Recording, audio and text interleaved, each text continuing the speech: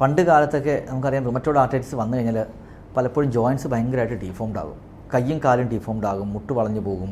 അപ്പോൾ ആളുകൾ കിടപ്പാകും. ഇത് പണ്ട് കാലത്തെന്ന് ഞാൻ പറഞ്ഞത് ഒരു 10, 20, 25 1990 അങ്ങനെ ആയിരുന്നു സ്ഥിതി. പക്ഷേ ഇന്നത്തെ മോഡേൺ മെഡിസിൻസിൻ്റെ ഒരു പുതിയ മെഡിസിൻസ് കണ്ടുപിടിച്ചു. ഇമ്മ്യൂണോളജിയിലുണ്ടായ കുതിച്ചുചാട്ടം ഇതൊക്കെ വെച്ചിട്ട് ഈ രോഗങ്ങളെല്ലാം ഇപ്പോൾ ചൊൽപ്പടിയിൽ നിർത്താൻ നമുക്ക് സാധിക്കുന്നുണ്ട്. അതായത് ഏർലി സ്റ്റേജിൽ കണ്ടുപിടിച്ച് കഴിഞ്ഞാൽ പലപ്പോഴും അസുഖം പൂർണ്ണമായിട്ട് കൺട്രോൾ ചെയ്യാനും ഡീഫോമിറ്റി ഇല്ലാതിരിക്കാനും നമുക്ക് സാധിക്കുന്നുണ്ട്. ഒരു എക്സാമ്പിൾ പറയുകയാണെങ്കിൽ ലോകത്തെ ആദ്യത്തെ ഹൃദയം മാറ്റിവയ്ക്കൽ ശസ്ത്രക്രിയ നടത്തിയ ഒരു ഡോക്ടറുണ്ട് 1980. അദ്ദേഹത്തിന് റുമറ്റോയ്ഡ് ആർത്രൈറ്റിസ് പിടിപെട്ട് വെറും 3-4 വർഷത്തിനുള്ളിൽ റിട്ടയർ ചെയ്യേണ്ടി വന്നു. അത് ഞാൻ ഹാർട്ട് ട്രാൻസ്പ്ലാന്റ് നടത്തിയ ഡോക്ടർ ആയതുകൊണ്ട് ഏറ്റവും നല്ല ഹോസ്പിറ്റൽസിലാണ് വർക്ക് ചെയ്തിരുന്നത്. എന്നിട്ട് പോലും അദ്ദേഹത്തിന് ബസ് സ്റ്റാൻഡിൽ ചികിത്സ കിട്ടിയിട്ടുണ്ട്. എന്നിട്ട് പോലും പിന്നെ ഓപ്പറേറ്റ് ചെയ്യാൻ പറ്റാതായി. അപ്പോൾ അത്രയും ഒരു 1980-കളിലാണിത്, 40 കൊല്ലം മുമ്പത്തെ കാര്യം ഞാൻ പറഞ്ഞത്. പക്ഷേ ഇപ്പോൾ ഒരാൾക്ക് അസുഖം കണ്ടുപിടിച്ച് കഴിഞ്ഞാൽ ഒരു 10 വർഷത്തിന് ശേഷം 98% ആളുകൾക്കും സാധാരണ ജീവിതം നയിക്കാൻ സാധിക്കുന്നുണ്ട്. നമ്മൾ തന്നെ എത്രയോ പേഷ്യൻസ്, ചുമട്ടുകാരുണ്ട്, എയർ ഹോസ്റ്റസ് ഉണ്ട്, പൈലറ്റ് ഉണ്ട്. അപ്പോൾ എന്ത് ജോലിയും ചെയ്യാൻ സാധിക്കും. പക്ഷേ അൺഫോർച്ചുനേറ്റ്ലി എന്താ പ്രശ്നം? നമ്മൾ കണ്ടുപിടിക്കാൻ ഡിലേ ആകുന്നു. നമ്മൾ എത്ര ഡിലേ വരുന്നു? ഈ കേരളത്തിലെ കണക്ക് ഒരു 10 വർഷം മുമ്പ് വരെ ഒരു 6 വർഷം കഴിയുമ്പോഴാണ് കറക്റ്റായിട്ട് ഡയഗ്നോസ് ചെയ്യുന്നത്. ഒരാൾക്ക് ജോയിൻറ്റ് പെയിൻ വന്നു കഴിഞ്ഞാൽ എന്ത് ടൈപ്പിലുള്ള ആർത്രൈറ്റിസ് ആണ് കണ്ടുപിടിക്കാൻ 6 വർഷം വരെ ഡിലേ വരുന്നു. പക്ഷേ ഇപ്പോൾ അത് കുറഞ്ഞിട്ടുണ്ട് കേട്ടോ. ഇപ്പോൾ അത് 2 വർഷത്തെ 2-2.5 വർഷത്തിനുള്ളിൽ കണ്ടുപിടിക്കാൻ സാധിക്കുന്നുണ്ട്. ആവറേജാണ് ഞാൻ പറയുന്നത്. ഒരു 2 മാസത്തിൽ കണ്ടുപിടിക്കുന്നവരുണ്ട്, 10 വർഷം കഴിഞ്ഞ് കണ്ടുപിടിക്കുന്നവരുണ്ട്. ഈ 10 വർഷത്തിന് ശേഷം കണ്ടുപിടിക്കുന്നതിനുള്ള പ്രശ്നം എന്താണ്? അതിനുള്ളിൽ പല ജോയിൻറ്റുകളും ചില ഡീഫോമിറ്റീസ് വന്നിരിക്കാം. പലപ്പോഴും സംഭവിക്കുന്ന ഒന്ന് മുട്ടുകൾക്കാണ്, 2 കൈകൾക്കാണ്. ഇതിലാണ് ഏറ്റവും കൂടുതൽ നമ്മളെ അഫക്റ്റ് ചെയ്യുന്നത്. ചിലർക്കത് കൈകൾ ചെറിയ വളഞ്ഞു പോയി, അല്ലെങ്കിൽ മുട്ട് വളഞ്ഞു പോയി, മുട്ടിന് തേയ്മാനം സംഭവിക്കാം, ഇടുപ്പലിന് തേയ്മാനം സംഭവിക്കാം. ഇതൊക്കെയാണ് സാധാരണ സംഭവിക്കുന്ന തേയ്മാനങ്ങൾ. കാലിൻ്റെ ഷേപ്പ് മാറാം, അല്ലെങ്കിൽ ഷോൾഡറിന് തേയ്മാനം, കൈ പൊക്കാൻ ബുദ്ധിമുട്ട് വരാം, അല്ലെങ്കിൽ എൽബോ ഇങ്ങനെ ഫ്ലെക്സ്ഡ് ആയിട്ട്, അതായത് ഇങ്ങനെ മടങ്ങിയിരിക്കാം, നിവർത്താൻ പറ്റാതെ വരാം. ഇതൊക്കെ ഉണ്ടാകാൻ സാധ്യതയുള്ള കാര്യങ്ങളാണ്. ഇങ്ങനെയുള്ളവർക്ക് നമുക്ക് പറയാവുന്ന ഒന്നാമത്തെ കാര്യം, ഏറ്റവും ഫസ്റ്റ് നേരത്തെ പറഞ്ഞല്ലോ, ഇതൊന്നും വരാതെ നോക്കുന്നതാണ് ഏറ്റവും ഇമ്പോർട്ടൻറ്റ്.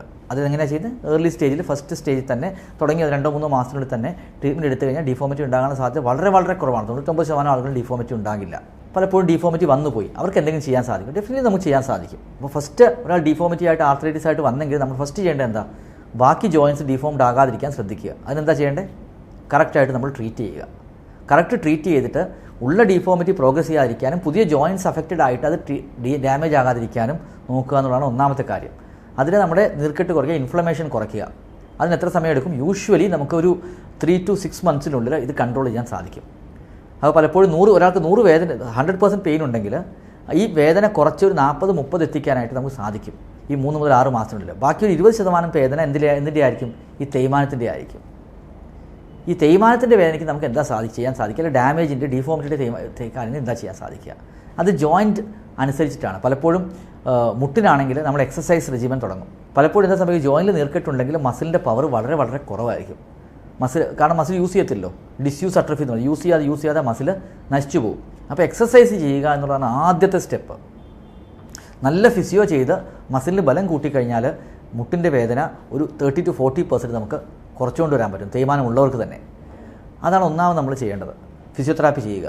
കൈകൾക്കാണെങ്കിൽ കൈക്ക് തേയ്മാനമുണ്ട്, കൈക്ക് ചെറിയ എക്സസൈസ് ഉണ്ട്, ആ എക്സസൈസ് നമ്മൾ ചെയ്യുക. ഷോൾഡറിനും എക്സസൈസ് ഉണ്ട്, എൽബോയ്ക്കുണ്ട്, ഹിപ്പിനുണ്ട്. അതിൻ്റെ എക്സസൈസ് ഫിസിയോതെറാപ്പി നിങ്ങൾ കൺസൾട്ട് ചെയ്ത് ഫിസിയോതെറാപ്പിസ്റ്റിനെ കൺസൾട്ട് ചെയ്ത് ചെയ്യുക. പക്ഷേ ഓവറായിട്ട് ചെയ്ത് കേട്ടോ, പതുക്കെ ചെയ്യാവൂ. കാരണം കുറേ നാൾ യൂസ് ചെയ്യാൻ ജോലി പെട്ടെന്ന് വളരെ റിഗറസായിട്ട് ചെയ്ത് കഴിഞ്ഞാൽ നമുക്ക് ഭയങ്കരമായിട്ട് വേദന കൂടും. അതുകൊണ്ട് പതുക്കെ ചെയ്ത് 1 മാസമോ 2 മാസമോ കൊണ്ട് ഫുൾ എക്സസൈസ് റെജിമിനോട്ട് നമുക്ക് എത്താം. ഒന്ന് എക്സസൈസ്. രണ്ടാമത്തെ കൈക്കുള്ള ഡീഫോമിറ്റീസ് ആണ് വേറൊരു പ്രശ്നം. സ്പ്ലിൻറ്റ് ചെയ്യാം. നമുക്ക് ചെറിയ കൈ ഇടാവുന്ന ചെറിയ ഇതുണ്ട്, സ്പ്ലിൻറ്റുകളെന്ന് പറയും. അത് നമുക്കിവിടെ നമ്മുടെ ഹാൻഡ് ക്ലിനിക്കിലൊക്കെ നമ്മൾ ഉണ്ടാക്കി കൊടുക്കാറുണ്ട്. അത് ഇട്ട് കഴിഞ്ഞാൽ ഒരു പ്രത്യേക രീതിയിൽ വെച്ച് കഴിഞ്ഞാൽ കൈയൊക്കെ വളഞ്ഞിരിക്കുന്നത് പതുക്കെ അത് ഓവർനൈറ്റ് സംഭവിക്കില്ല. 6 മാസം 8 മാസം കൊണ്ട് അത് പതുക്കെ നിവർന്ന് വരും. പിന്നെ ചെയ്യാവുന്നൊരു കാര്യം എന്ന് വെച്ചാൽ ഓപ്പറേറ്റീവ് ട്രീറ്റ്മെൻറ്റാണ്. സാധാരണ ഒരു 100 പേര് വന്നു കഴിഞ്ഞാൽ ഒരു 90-95% ആളുകൾക്കും നല്ല ഒരുമാതിരി എക്സസൈസ് ചെയ്ത് മസിലിൻ്റെ പവറും പോയി കഴിഞ്ഞാൽ മുട്ടിൻ്റെ വേദന കുറയ്ക്കാൻ നമുക്ക് സാധിക്കും. പിന്നെ ചെറിയ നീ ക്യാപ്പും ഒക്കെ ഇട്ട് കഴിഞ്ഞാൽ അവർക്ക് ഓപ്പറേഷൻ ഇല്ലാതെ നമുക്ക് മുന്നോട്ട് പോകാൻ പറ്റും. പക്ഷേ ഒരു 5% പേർക്ക് ചിലപ്പോൾ ഓപ്പറേഷൻ വേണ്ടി വന്നേക്കാം. അപ്പോൾ ഓപ്പറേഷന് മുമ്പ് മരുന്നുകൾ അഡ്ജസ്റ്റ് ചെയ്യണം, അത് എക്സസൈസ് ചെയ്ത് മസിലിൻ്റെ പവർ കൂട്ടണം, എല്ലിൻ്റെ ബലം കൂട്ടണം. ഇതൊക്കെ ചെയ്തിട്ട് സർജനുമായിട്ട് ക്ലോസ് കോർഡിനേറ്റ് ചെയ്ത് കഴിഞ്ഞാൽ പലപ്പോഴും ഓപ്പറേഷൻ ചെയ്യുന്ന രോഗികളിൽ ഒരു 95% ആളുകൾക്കും സാധാരണ ജീവിതത്തിലേക്ക് മടങ്ങി വരാൻ സാധിക്കും. അവർക്ക് വേദനരഹിതമായിട്ട് മുന്നോട്ട് പോകാൻ സാധിക്കും. അതുപോലെ മുട്ടിന് മാത്രമല്ല, ഇടുപ്പലിന് ചെയ്യാറുണ്ട്, കൈക്ക് റീകൺസ്ട്രക്റ്റീവ് സർജറി ചെയ്യാറുണ്ട്.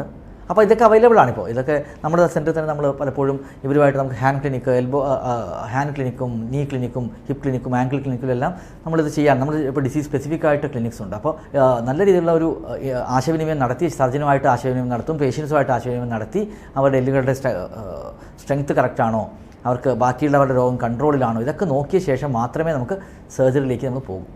അപ്പോൾ ഈ ആദ്യം മരുന്നുകൾ കൊടുത്ത് ബാക്കി അസുഖം കൺട്രോൾ ചെയ്യുക, 2 എക്സസൈസ് ചെയ്യുക, 3 സ്പ്ലിൻറ്റ് ചെയ്യുക. ഈ 3 കാര്യങ്ങൾ കൊണ്ട് ഒരു 90-95% രോഗികളുടെയും അസുഖം കൺട്രോളാകും, പൂർണ്ണമായിട്ടും കൺട്രോളാകും.